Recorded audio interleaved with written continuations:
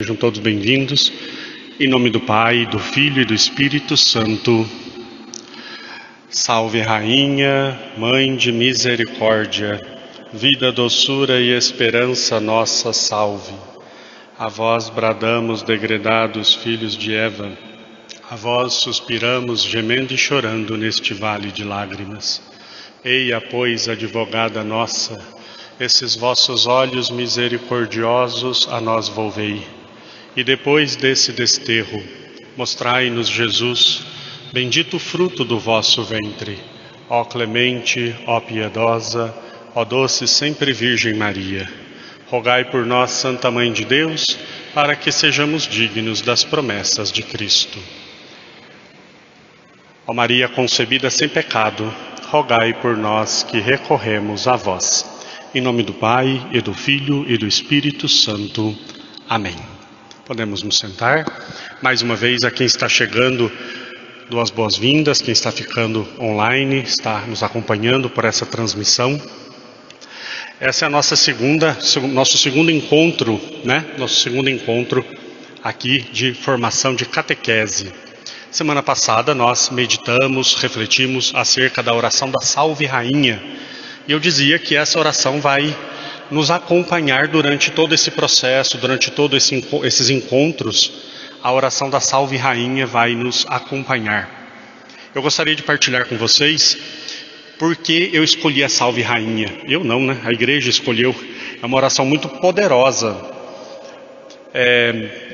Quando eu vim aqui para a catedral, eu vim de Suzano para a catedral aqui para Mogi das Cruzes, e eu comecei então a me confessar sempre com um dos freis da fraternidade. Eu sempre gostei de confessar sempre com o mesmo padre, para ir acompanhando.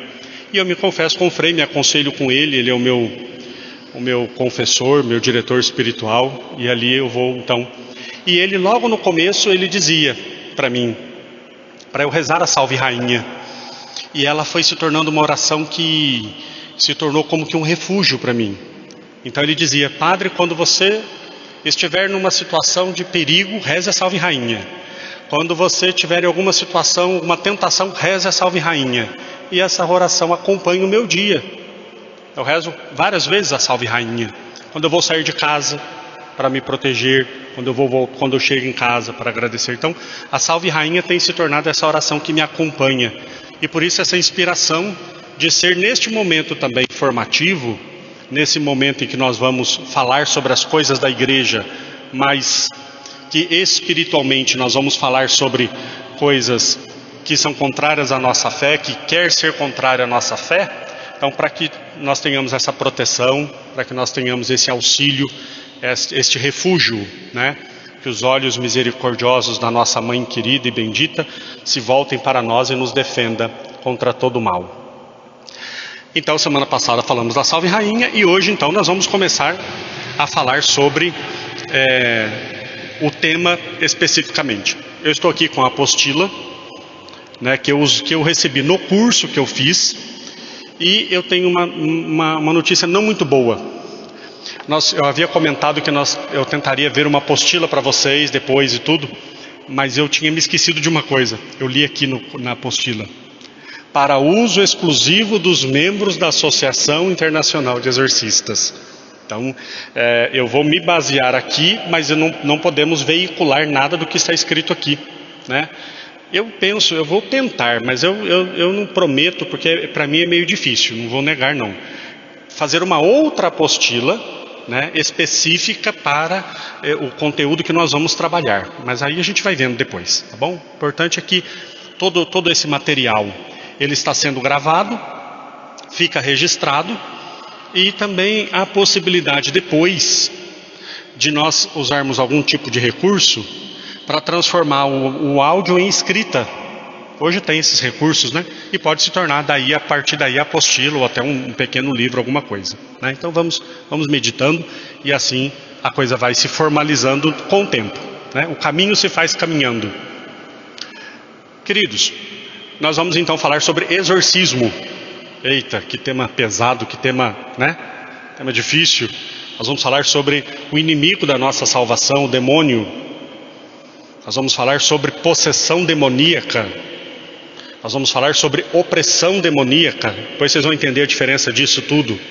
Infestação demoníaca, depois vocês vão entender a diferença de um para o outro.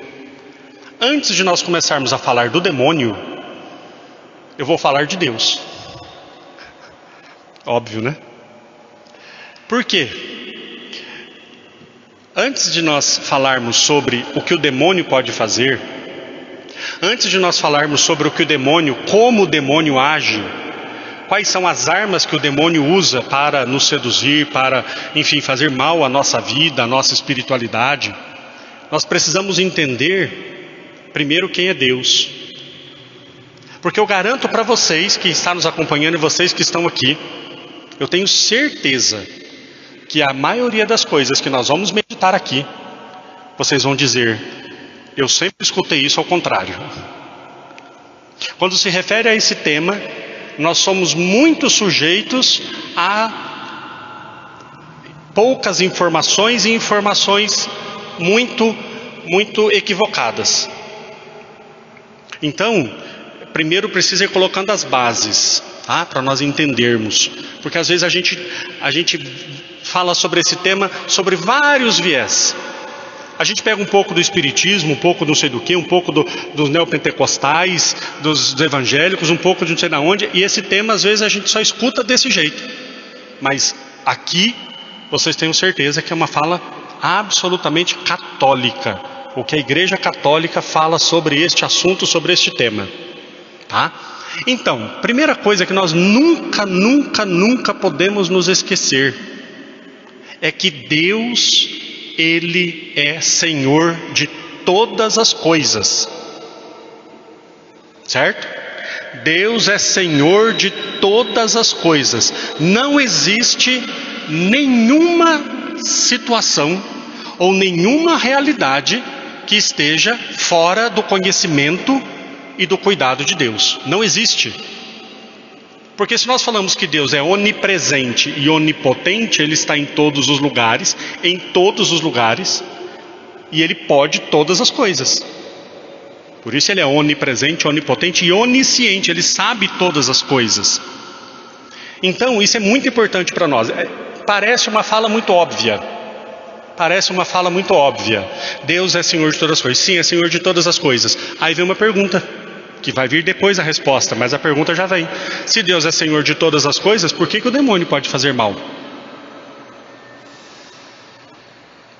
Porque às vezes nós falamos do demônio como se ele fosse um ser, e ele é um ser pessoal, nós vamos entender isso daqui a pouco, mas como se ele fosse um ser que age alheio à vontade de Deus. Ele faz o que ele quer. Isso não é verdade. Deus é Senhor de todas as coisas. Ninguém, absolutamente ninguém, nem nada, pode fazer algo se não tiver a permissão de Deus. E essa questão da permissão de Deus é que entra o ponto. E nós precisamos entender bem. O que é a permissão de Deus? A permissão de Deus, ela funciona em dois momentos. Ou ela é uma permissão, ou ela é uma vontade. Permissão não, vontade de Deus. Ou a vontade de Deus é uma vontade ativa. Deus age no meio do seu povo. Por exemplo, quando Deus enviou o seu filho. Ele quis enviar Jesus, ele enviou o seu filho. Quando ele quis falar com os profetas, ele quis e ele fez. Quando Deus criou o mundo, não precisa de exemplo maior, né? Não tem exemplo maior. Então é a vontade de Deus ativa. Mas existe também a vontade de Deus permissiva. Não existe nada no mundo que não seja permitido por Deus. Eu vou ficar repetindo isso essa aula inteira, porque nós vamos já pensando várias coisas. Vou dar um exemplo para vocês assim muito bobo. A vontade de Deus. É vontade de Deus que essa apostila caia no chão? Não sabemos, não sei se é vontade de Deus que a apostila caia no chão. Não sei. É vontade de Deus que ela caia no chão? É, porque já aconteceu. Se Deus não quisesse que ela estivesse no chão, ela flutuava. Entenderam? Se Deus não quisesse que ela estivesse no chão, Ele teria feito alguma coisa para eu não jogar. Tudo aquilo que é fato, tudo aquilo que aconteceu, ponto, é vontade de Deus, seja ativa ou permissiva. Se Deus absolutamente não quisesse que essa apostila fosse no chão, ela não iria. Um anjo pegaria, eu não jogaria, alguma coisa aconteceria. Mas se ela caiu no chão, então quando o fato está consumado, é vontade de Deus. Você está lavando louça, um copo cai da sua mão e quebra. É vontade de Deus que o copo quebre? Antes de quebrar, não.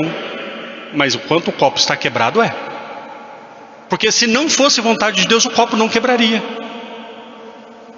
É meio confuso a gente entendendo isso, mas nós precisamos ter a noção de que tudo é vontade de Deus, seja ela ativa ou seja ela permissiva.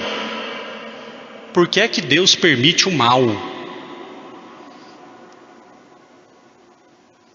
Pergunta difícil, né? Eu mesmo estou me colocando numa enrascada. Primeiro, queridos, que quando Deus criou o mundo, Ele nos deu uma coisa que chama livre arbítrio. Então, eu tive o livre arbítrio de jogar a apostila no chão. As pessoas têm o livre arbítrio de fazer o mal, mas as consequências, a pessoa vai ter que arcar com elas. Segundo, o mal existe no mundo porque o mundo não é perfeito. Se o mundo fosse perfeito, seria Deus, não é? Se Deus tivesse feito um mundo, uma criação que fosse perfeita, Ele teria feito outro Deus. E Deus só tem um. Mas tudo que acontece conosco, e aqui precisa da fé, tudo que acontece conosco, Deus pode tirar um bem. Se nós olharmos a Sagrada Escritura, o sofrimento permeia todo mundo, de diversos níveis. Abraão recebeu a promessa de Deus, que teria uma posteridade tão numerosa quanto as estrelas do céu, quanto a areia da praia. Quanto tempo ele esperou para que Deus desse um filho para ele? Era um sofrimento para ele. A angústia, eu já estou ficando velha, minha esposa já é velha. Foi ter um filho lá na velhice. Jacó perdeu o filho mais novo. E se nós vamos olhando, e claro, o grande exemplo, Jó. Jó é o grande exemplo do justo que sofre. Então o sofrimento, Deus só permite porque Ele pode tirar algo bom. E aí, é claro, está bem pendurado ali numa cruz, o maior exemplo de todos, né? Está pendurado na cruz. Deus só permite o sofrimento porque Ele pode tirar algo melhor. Então, tudo está sob o comando de Deus. Qualquer coisa que o demônio faça, ele só faz se Deus permitir. Porque senão eu estaria dizendo que tem um ser maior do que Deus. Se o demônio faz uma coisa que Deus não permite, então quer dizer que o demônio é mais poderoso que Deus. Isso não pode ser concebido na nossa cabeça. Parece muito estranho quando eu digo que o demônio faz uma coisa que Deus permite. Mas é mais estranho pensar que o demônio possa fazer algo sem a permissão de Deus, sendo Deus onipotente, onipresente e Senhor de todas as coisas. Estão vendo como nós sempre tivemos uma concepção meio esquisita? Parece que tem uma briguinha, né? Entre Deus e o diabo. Nós às vezes pensamos assim, e é meio que refletido dessa forma, a briga entre Deus e o diabo. Não existe briga entre Deus e o diabo, gente. O diabo é menos que um átomo para Deus. Foi Deus quem criou. O diabo é menos que um átomo para Deus, o diabo é nada. Toda a criação, se colocado na balança junto de Deus, pesaria menos que um grão de areia, vai dizer o Salmo. Então não existe nada que alguém possa fazer que não tenha a permissão de Deus. Eu tenho certeza que esse curso vai mudar completamente o nosso modo de ver esse tema. Depois, pronto, então Deus é Senhor de todas as coisas, Ele comanda todas as coisas, e as coisas vão se esclarecendo com o tempo, tá bom, gente? Vai ficando umas dúvidas, mas depois as coisas vão se clareando. Eu pretendo, pelo menos.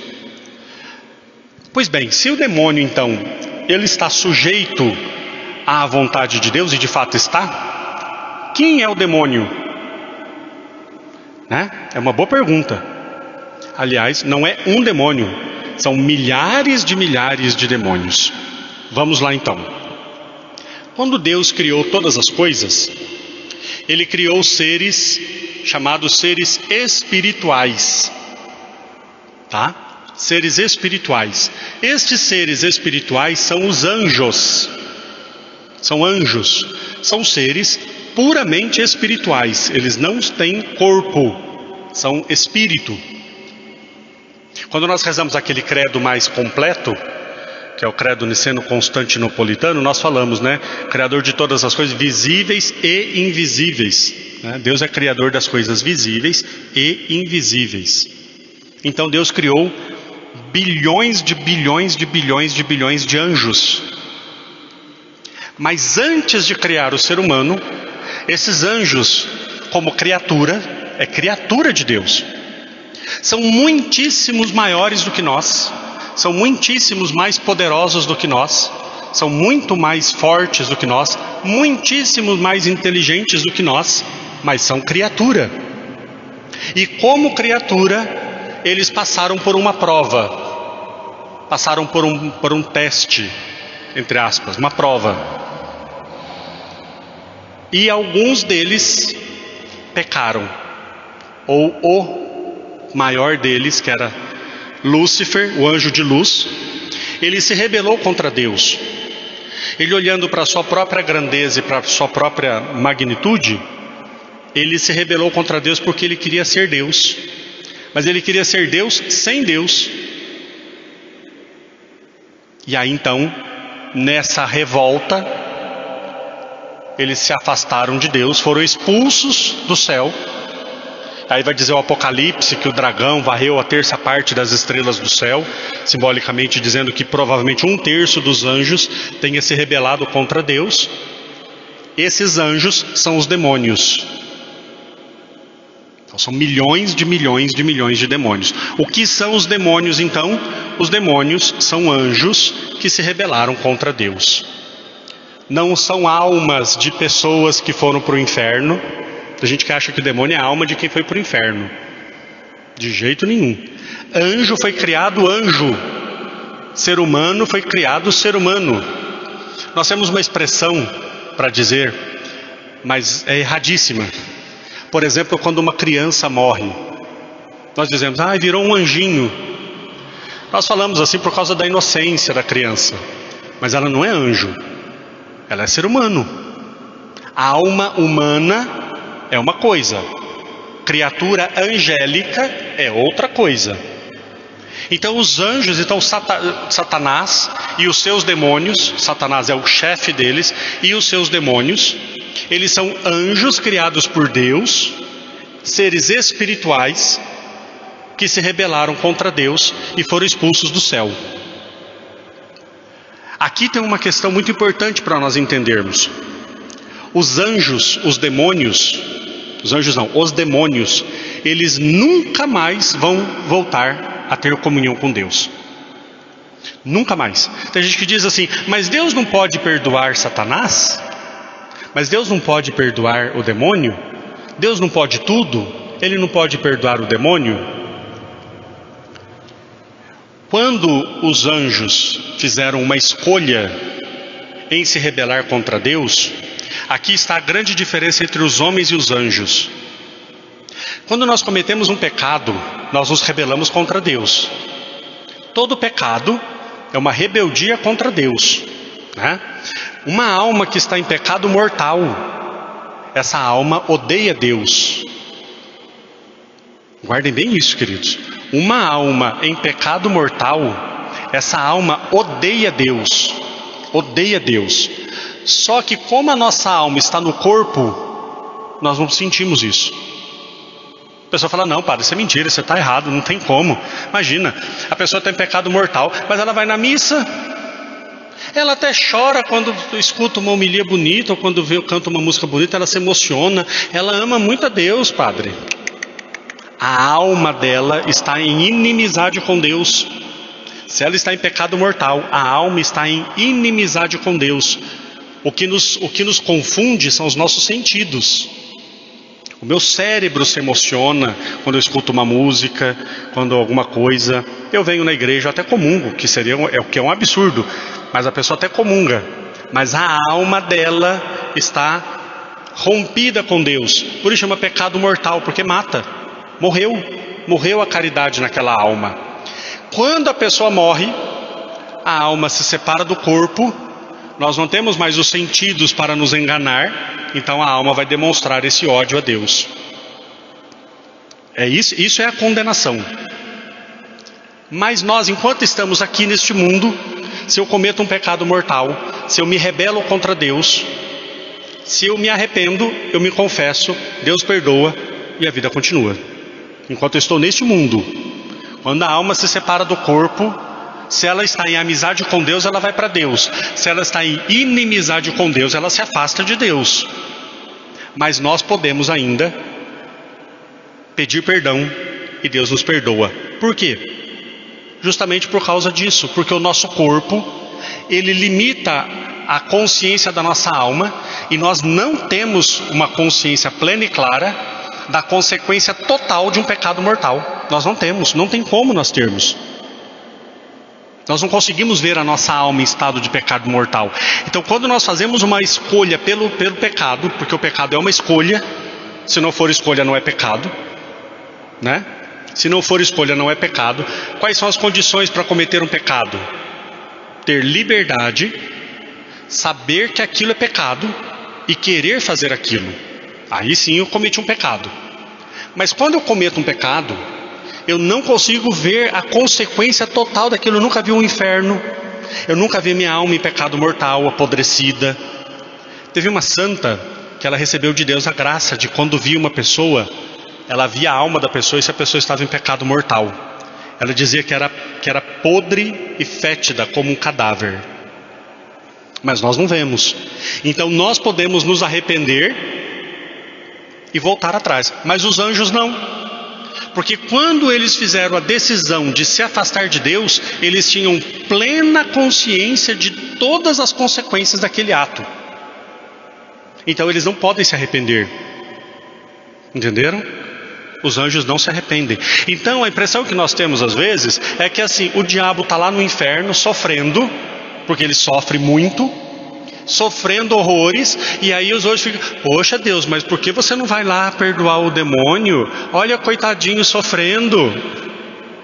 E Deus, muito ruim, muito bravo, não, ele fez mal, ele vai cumprir. Não é isso que acontece. O que acontece é que o demônio, ele não consegue se arrepender, porque ele tomou uma decisão definitiva. Entenderam? Então Satanás e seus demônios, seus anjos, eles são seres espirituais, criados por Deus, portanto estão debaixo da autoridade de Deus, porque tudo está debaixo da autoridade de Deus, e eles são completamente separados de Deus, afastados de Deus. E essa é a grande questão da condenação. O que é o inferno? O inferno é uma total separação de Deus. É nunca ver a Deus. Qual é o sofrimento do inferno? Claro, é pintado, retratado até mesmo por Jesus na Sagrada Escritura como um lugar onde o fogo não se apaga, né? Mas ele também fala onde o verme não morre. Por quê? Porque é eterno. Porque é eterno. Mas não é que tem fogo. O sofrimento do inferno é você saber que nunca verá Deus. Esse é o sofrimento do inferno. E a alegria do céu, adorar a Deus eternamente. O sofrimento do inferno é esse. É saber que você nunca verá a Deus. Então Satanás está no inferno. Ele sofre terrivelmente. Porque se Deus é vida, quem está longe da vida só tem a morte.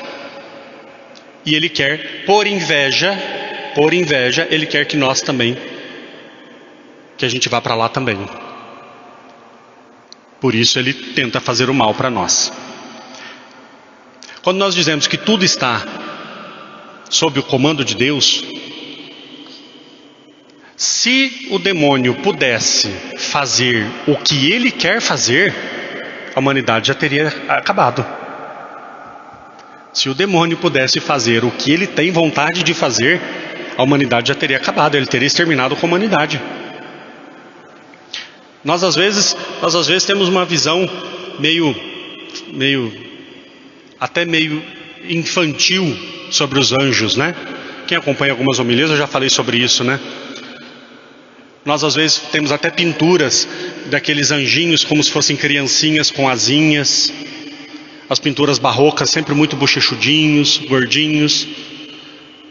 Anjo não é nada daquilo. Os anjos são muito, muito, muito poderosos. Os anjos são extremamente poderosos. Se nós olharmos na Sagrada Escritura, a primeira coisa que um anjo faz quando aparece para alguém é dizer: não tenha medo. Não tenha medo, não temas, calma. Vim da parte de Deus, que eles são poderosos. Um demônio teria poder para devastar uma cidade inteira. Eles são poderosíssimos. E é claro, quando eles caíram, quando eles se afastaram de Deus, eles não perderam a sua natureza. Então eles continuam poderosos.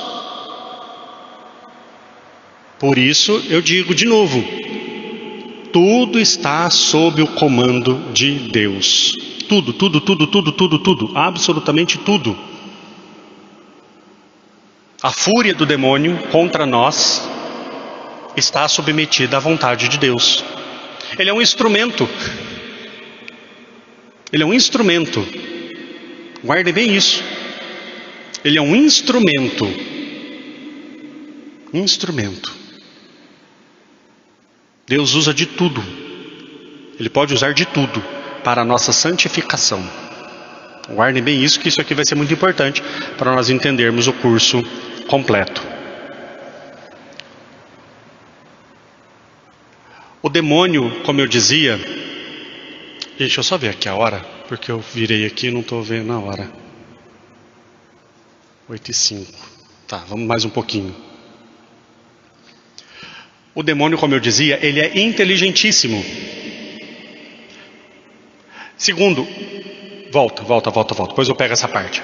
Qual foi o pecado do demônio? Aqui é importante. Primeiro, quem inventou o pecado foi o demônio. O pecado é uma invenção angélica. O pecado é uma invenção dos anjos. Quando Deus criou os homens, o demônio já tinha pecado. Tanto que lá no Jardim do Éden, quem estava lá? O cão. Só que ele foi como cobra, né? Foi a serpente. Então, o pecado é uma invenção angélica. Tá? Gente, isso aqui é muito importante para tudo. Vão acompanhando meu raciocínio. Se foram os anjos que inventaram o pecado, anjo não tem corpo. Não acabei de dizer isso? Anjo não tem corpo. Se anjo não tem corpo, como é que o anjo pode pecar se ele não tem corpo? Quais são os pecados que o anjo pode cometer se ele não tem corpo? Como é que o anjo peca contra a castidade? Ele não tem corpo, o anjo não faz sexo. Como é que o anjo pode pecar pela gula? Ele não tem corpo, ele não come. Como é que o anjo pode pecar pela preguiça? Ele não tem corpo, ele não dorme. O pecado do anjo foi a soberba. A soberba, o orgulho. O orgulho. Por isso, esse é o pior pecado que existe. Nós às vezes ficamos muito mais preocupados com os pecados que nós cometemos relacionados ao nosso corpo em primeiro lugar, que são graves também, claro que são. Mas o primeiro de todos, que nos faz iguais a Satanás, é o orgulho. Olha que horror isso, não é? O orgulho nos faz iguais a Satanás. Deus os livre, né? Por isso a Virgem Santíssima é a serva humilde do Senhor. A humildade é a resposta contra Satanás. Então o pecado de Satanás foi este. Foi o orgulho e a revolta. Ele quis ser Deus. E ele inventou o pecado.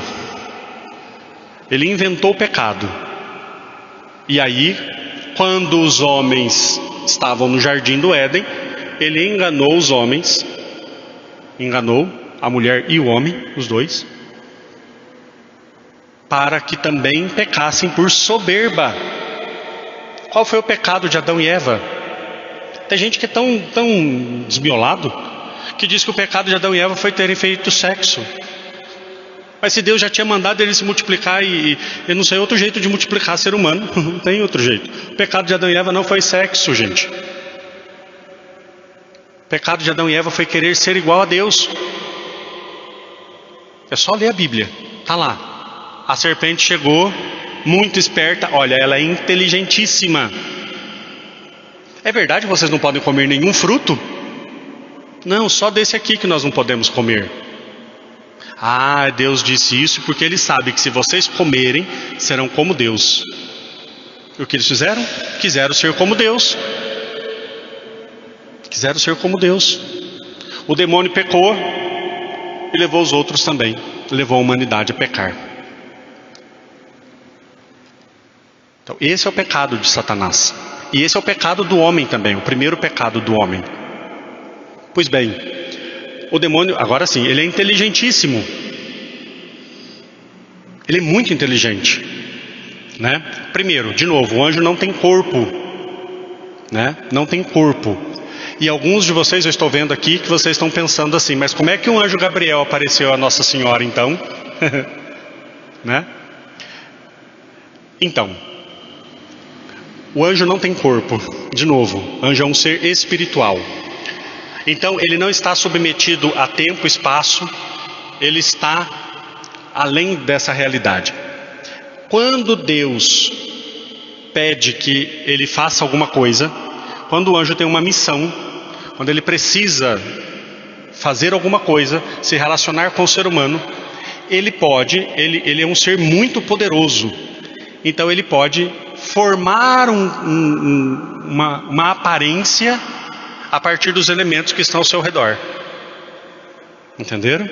Ele pode formar uma aparência, seja com os elementos do ar, e ele forma uma aparência e se comunica com a pessoa e depois vai embora. Então o anjo não está, aqui vai complicar um pouquinho, mas nós vamos aos pouquinhos. O anjo não está, o anjo age. Quando nós falamos, todos nós temos um anjo da guarda, sabemos disso, né? Eu não sei se vocês sabem, mas uma tradição antiga da igreja diz que quando um padre é ordenado, ele recebe um outro anjo, que também fica do lado dele, que é um anjo sacerdotal. Então eu tenho 2 anjos. Então podemos dizer, o meu anjo da guarda está aqui. Não, ele não está aqui. Como é que é isso? Os nossos anjos estão todos na presença de Deus. Só que a presença do anjo se faz a partir do movimento que ele tem de querer fazer alguma coisa.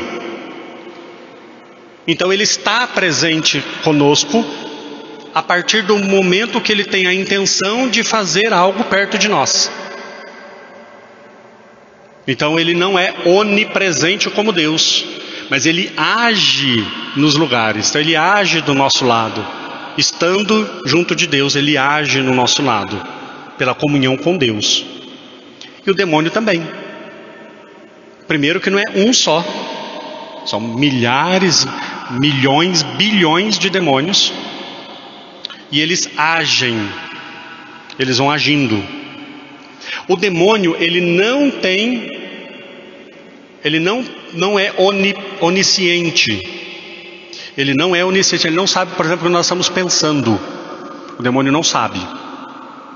Mas ele é muito, muito, muito mais inteligente do que nós. E ele controla muito, muito, muito, muito, muito mais coisas do que nós. Então ele quase que instintivamente ele consegue intuir o que nós estamos pensando. Vou dar um exemplo para vocês. Ele não sabe o que eu estou pensando, tá? Eu estou pensando aqui alguma coisa. Ele não sabe, por exemplo, que eu... Vou dar um exemplo que vocês vão entender bem. Ele não sabe, por exemplo, que barulho de moto me irrita. Eu fico doido com barulho de moto, né? Quero morrer com esse negócio, chatice de moto, barulhenta. Se eu pensar... Eu já falei agora, então é outra coisa, né? Mas se eu pensar... Ele não sabe que o barulho de moto me irrita. Porque eu estou pensando só. Passa uma moto barulhenta. Eu não falo nada. Mas quando passa a moto barulhenta, a minha respiração fica diferente. A minha pupila dilata. Meu coração altera o batimento. Talvez nem vocês percebam que eu tenho ficado nervoso. Eu estou aqui normal. Estou normal. Mas interiormente eu estou nervoso. E ele, opa, como é que é?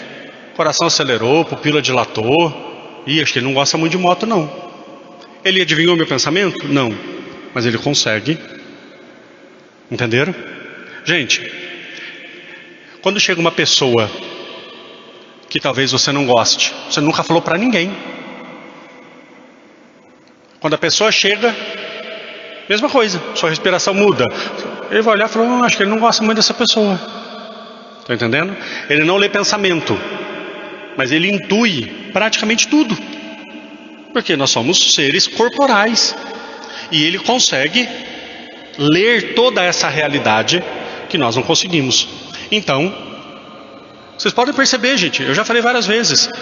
É impressionante, quando eu estou falando das coisas mais importantes, quando eu estou nos momentos mais importantes, é o maior momento que tem barulho de moto aqui do lado.